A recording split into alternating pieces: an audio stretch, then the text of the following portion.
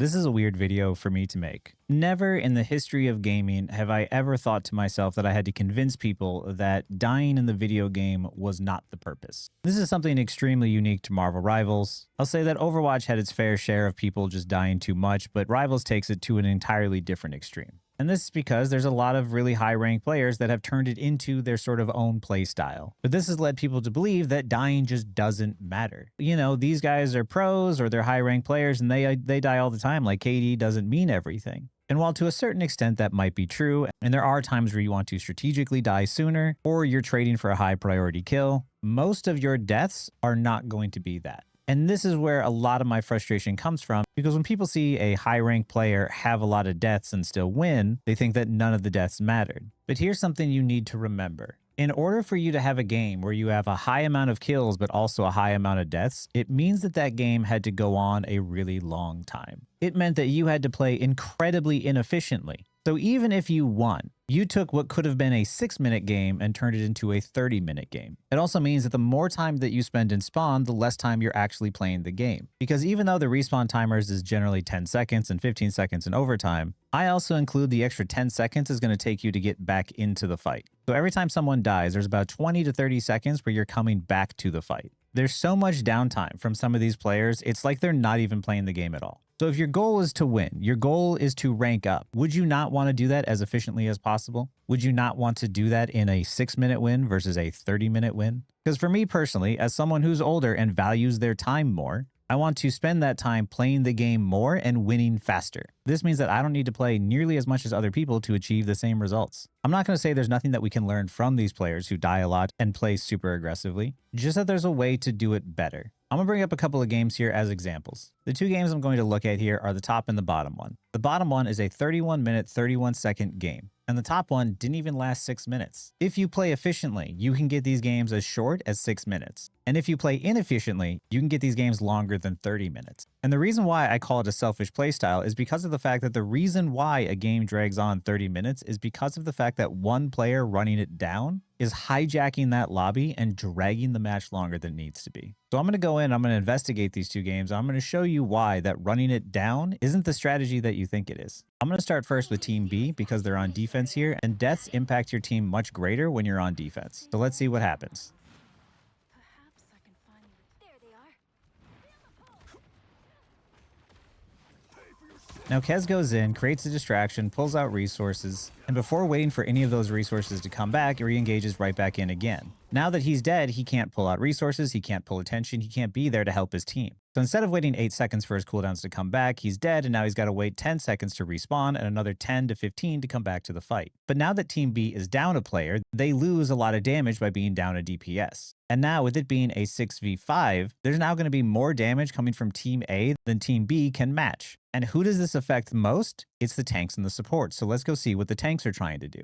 Team B has to start giving up a lot more space. Strange is doing his best to try and hold down the point as long as possible, while his supports are doing the best they can to try and keep him up and basically just delay what Team A is going to do, which is just push aggressively. During this time, as he's trying to hold on to the objective as long as possible, he eventually has to back up off of it. Then they end up losing Venom, and while Strange is still protecting his backline because they're down players, their Daredevil goes in and dies again. Strange is doing the best he can, but he can't defend it, so he tries to hop onto the objective to die, so at least that way he can reset with the rest of his team. The moment that Team B lost a player, Team A pushed aggressively and used that to their advantage. By dying, Team B gave up control over that objective. And this is why I call it a selfish playstyle. Long as Kez keeps running it down on Daredevil, the other 5 players are forced to play around his actions. No one else can try and make a play, and the best they can do is try and buy time until he comes back again. So instead of playing smart, working together, and creating openings for your teammates, there's one player on Team B that has hijacked the entire lobby to force their playstyle to be around this one person. The best way for a team to play is for each teammate to use their resources to try and go for picks and see if they can't create an advantage for their team.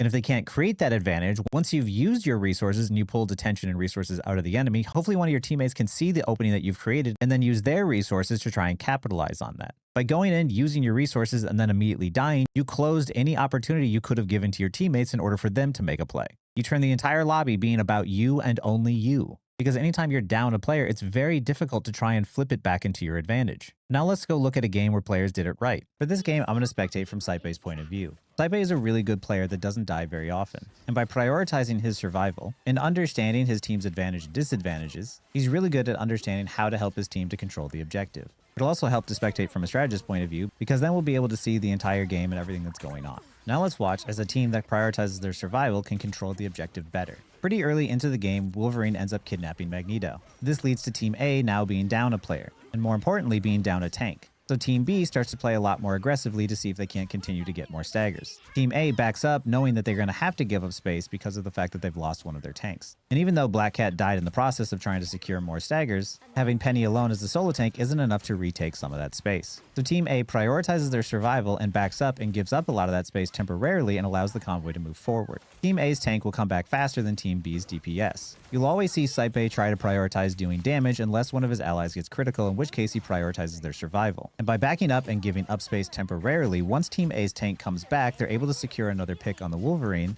and now that Team A is coming back with the numbers advantage, they are easily able to eliminate the rest of Team B. And with Team B eliminated, it's easier for them to push up and retake some of the space that they lost. Instead of rushing in and taking a bad fight, Team A kited backwards, allowing Team B to make mistakes. And even though the convoy was able to push up and almost cap the objective, because Team A prioritized their survival and bought enough time for their 6th player to come back, it made it easy for them to then regain control over that objective. If anyone on Team A happened to die right after Magneto, the odds of them holding onto that objective drastically lower. And the odds that the rest of Team A staggers increase the more players they lose. Now I already know that from this match, Team A fully holds and keeps Team B from capping the first objective. They do this even though their tank was the first one to be eliminated. By playing smart, playing to live, and prioritizing their survival, they're able to control the objective for longer. So even though they started at a disadvantage, by playing smart and playing efficiently, they were able to turn it around. There are times where deaths are absolutely worth the trade. But if you don't know exactly what your death accomplished and how it helped your team, then it's not a calculated death, it's just feeding. The longer you're alive, the more you can control the objective, and the more you control the objective, the shorter your games will be. And for me personally, I would much rather win a game in 6 minutes than in 30.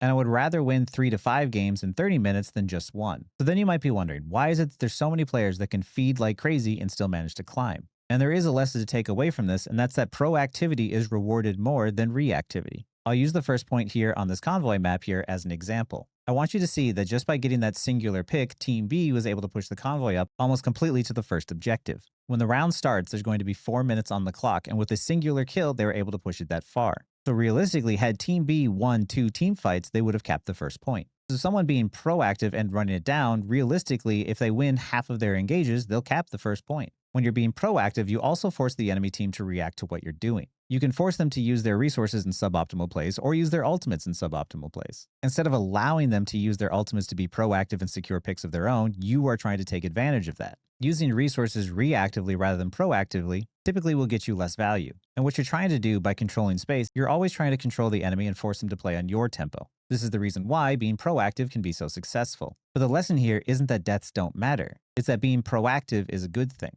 But dying is still bad. And there are ways that you can improve this and become more efficient at what you're doing. Figure out in your games how you can be as proactive as possible while still managing to stay alive. Another reason why I really dislike this playstyle is that triple support works really well against it. Triple support works because the more you die, the more you give enemy supports time to charge up their ultimates. So it feels like every time you come back into the fight, they always have a support ultimate to counter you. And the way that you play against triple support is you prioritize your survival and you try to get eliminations in the neutral. By staying alive, pulling attention and resources, you create more openings for your team to try and secure eliminations onto enemy supports. And by being alive and being able to target the enemy supports that are next up in their ultimate, you're able to shut down their support ult rotation. I think this is why that while a lot of players find triple support frustrating, and I understand why, for me personally and my playstyle, it's a little bit less frustrating. Because I thrive in the neutral and I'm very good at ult tracking. And I frequently use my ultimates without hesitation. By playing in this way, you make it very difficult for triple support to work. I do want you to learn from this trend. And that's how being proactive can be a good thing. But dying is still not the point.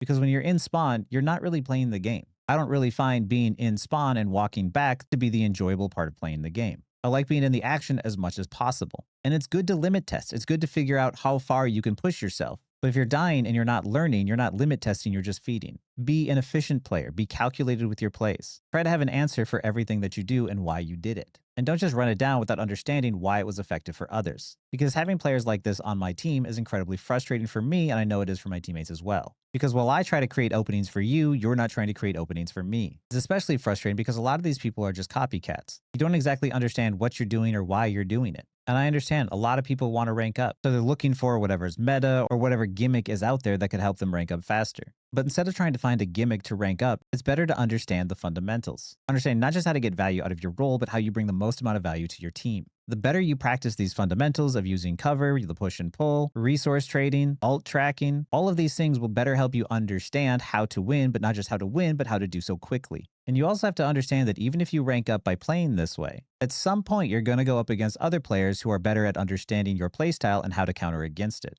I, for one, can't stand having players like this that run it down on my team, but going up against them is very easy. Because once I have you downloaded as a player that's going to run it down, I know that all I need to do is eliminate you first because you're going to rush in without your resources. And just by having greater numbers, we're going to eliminate the rest of your team. And I, for one, am really good at tracking respawn timers. Normally, I would have to go to your spawn, catch you by surprise, and eliminate you there. But when I figure out that you're one of the players that's going to keep running it down, you typically don't change your playstyle. And you make it really easy because then you deliver yourself on a silver platter to a player like me. And the last thing you want to do is make yourselves predictable. Playing this way is extremely selfish. It's also incredibly inefficient. And while you may not value your time, I value my own time. Playing in this way also will game the system, but probably give you MVP and SVP quite a bit. But me personally, I would rather see a victory screen. And I would rather see a victory screen in less than 10 minutes. And I prefer to do that not just by figuring out how to maximize my value as a player, but maximize the value I bring to my team. There's lessons to learn in limit testing, for sure. But running it down and dying without learning is just feeding. I hope this video was helpful, and I hope you were able to learn something from it.